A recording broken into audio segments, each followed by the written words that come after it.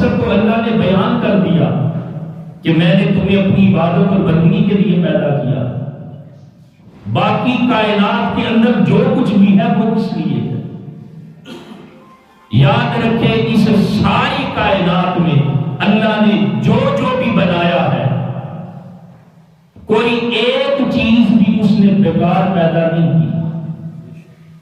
آپ کے ذہن میں، آپ کے تصور میں، آپ کے خیال میں، آپ کے دیکھنے میں کوئی چیز بھی آئے، کوئی ایک چیز بھی بیکار نہیں ہے.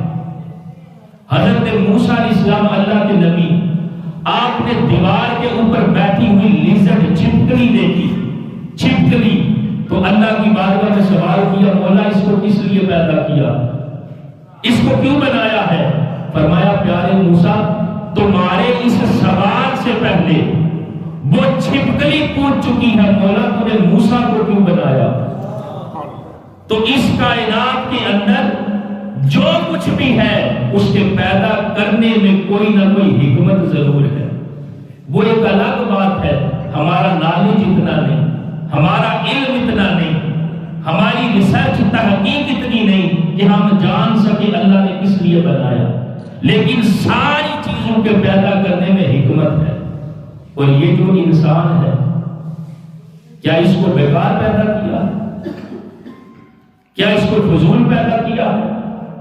کیا ہمیں یہ زندگی ایسی ملی ہے؟ کیا ہمیں اس ساری زندگی کے نظام کو چلانے کے لیے طرح طرح کی نعمتیں اللہ نے ہمیں ایسے ہی عطا کی؟ نہ، ہر چیز کے پیدا کرنے میں کوئی نہ کوئی حکمت ضرور ہے. اب دوستان محترم ایک طرف یہ جان لیں کہ انسان کو اللہ نے اپنے لیے پیدا کیا اور باقی کائنات میں جو کچھ بھی ہے وہ سارا کچھ حضرت انسان کے لیے پیدا کیا، اور ہر چیز کسی نہ کسی رنگ میں انسان کی خدمت ضرور کر رہی ہے. اب چار چیزیں جو بڑی ہیں، بات کو سمجھانے کے لیے میں آپ کی گوش گزار کرنے لگا. دیکھیں آگ اللہ کی کتنی بڑی نعمت ہے. کبھی ہم نے غور کیا ہے تو وہ آگ جو جلانے کے لیے ہے، جلاتی ہے، لیکن آگ ہمارے لیے اللہ کی بہت بڑی نعمت ہے. اگر آگ نہ ہو تو کیا ہم کھانا تیار کر سکتے ہیں؟ اگر آگ نہ ہو تو کیا ہم چائے بنا سکتے ہیں؟ اگر آگ نہ ہو تو کیا ہم کوئی چیز تیار کر سکتے ہیں؟ ہم اس کو دیکھتے ہیں کہ یہ آگ ہے. اے انسان کبھی غور کر یہ کتنی بڑی نعمت ہے تیرے لیے. یہ تو ایک چیز ہے نا آگ، یہ ہمارے لیے اللہ کی طرف سے نعمت ہے جس کا ہمیں فائدہ پہنچ رہا. اسی طرح پانی کتنی بڑی نعمت ہے. کبھی ہم نے سوچا اگر انسان پانی نہ پیے تو وہ زندہ ہی نہیں رہ سکتا.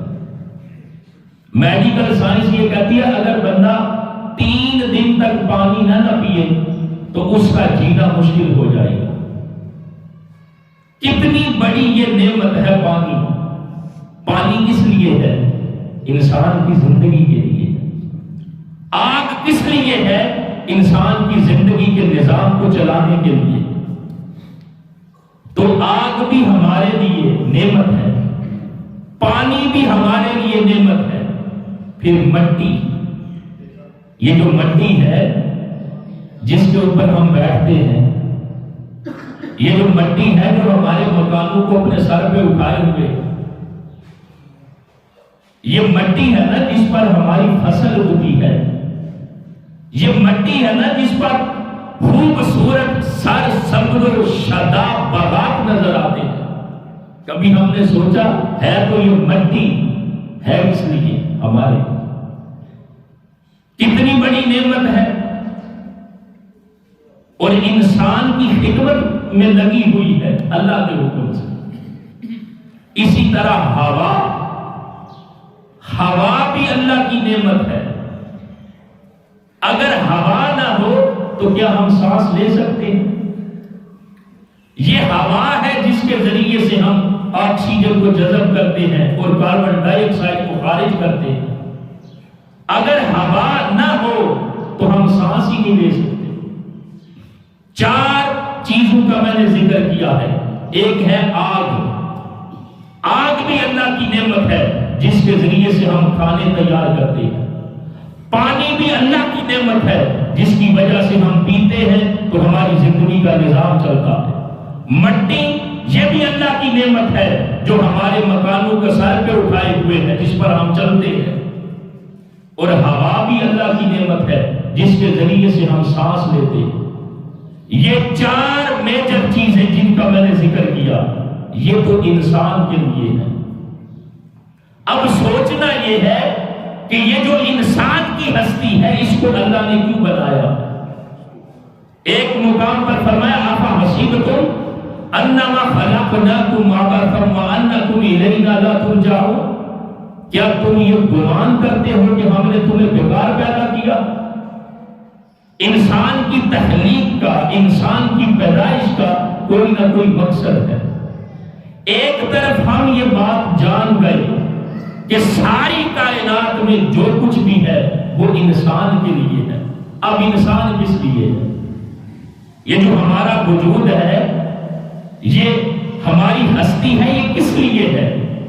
آج اگر جدید دور کو دیکھا جائے، ماڈرن سیویلائزیشن کو، جدید تہذیب کو، نوجوانوں کو دیکھا جائے تو وہ آگے سے جواب کیا دیں گے؟ اور ان کی زندگی کو دیکھ کر ہم یہ کہتے ہیں، آج کا جوان کہے گا کہ جو زندگی ہے وہ کھانے پینے کے لیے ہے۔ آج کی جدید تہذیب یہی جواب دے گے نا کہ ہماری زندگی کھانے پینے کے لیے، موج مستی اڑانے کے لیے ہے۔ ارے بابا نہیں، اگر کھانے پینے کے لیے کسی مخلوق کو پیدا کرنا ہوتا تو اللہ تعالیٰ فقط چوپایوں کو پیدا کر دیتا،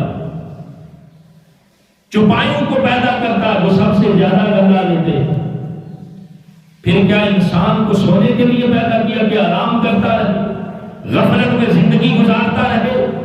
اگرچہ ہمارا حال یہی ہے کہ ہماری زندگی کے جو شب و روز دن رات دیکھے جائیں، ماہ و سال دیکھے جائیں تو ہمارے دن وہ گناہوں میں گزرتے ہیں اور راتیں غفلت میں بیتی جا رہی ہیں۔ اگرچہ ہمارا حال یہ ہے تو کیا انسان کو غفلت میں سونے کے لیے پیدا کیا گیا؟ اگر سونے کے لیے پیدا کرنا ہوتا تو فقط خرگوش کو نہ پیدا کرتا جو سب سے زیادہ نیند لیتا، جو سب سے زیادہ سوتا ہے؟ تو انسان کو سونے کے لیے بھی پیدا نہیں کیا، انسان کو کھانے پینے کے لیے بھی پیدا نہیں کیا، تو کیا انسان کو فقط نفسانی خواہشات کو پورا کرنے کے لیے پیدا کیا؟ نہیں۔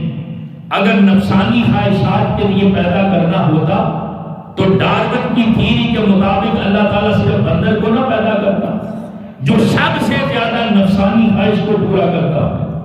تو دوستان محترم، حضرت انسان کو اللہ تعالیٰ نے ان میں سے کسی چیز کے لیے بھی پیدا نہیں کیا تو پھر کس لیے ہے؟ انسان کی تخلیق کس لیے ہے؟ انسان کی زندگی کا مقصد کیا ہے؟ اسی حقیقت کو اللہ نے بیان کیا، فرمایا وَمَا خَلَقْتُ الْجِنَّ وَالْإِنسَ إِلَّا لِيَعْبُدُونِ، میں نے جنوں کو اور انسانوں کو فقط اپنی عبادت اور بندگی کے لیے پیدا کیا۔ ایک طرف ہماری زندگی کا مقصد تو یہ ہے، ایک طرف ہماری تخلیق کا مقصد یہ ہے، اور دوسری طرف ہم اپنی تخلیق کے مقصد سے غافل کس قدر ہیں۔ ہم اپنی تخلیق کے مقصد کو جانتے ہیں کہ اللہ نے اپنی عبادت کے لیے پیدا کیا، لیکن پھر بھی ہم غفلت کا شکار ہیں۔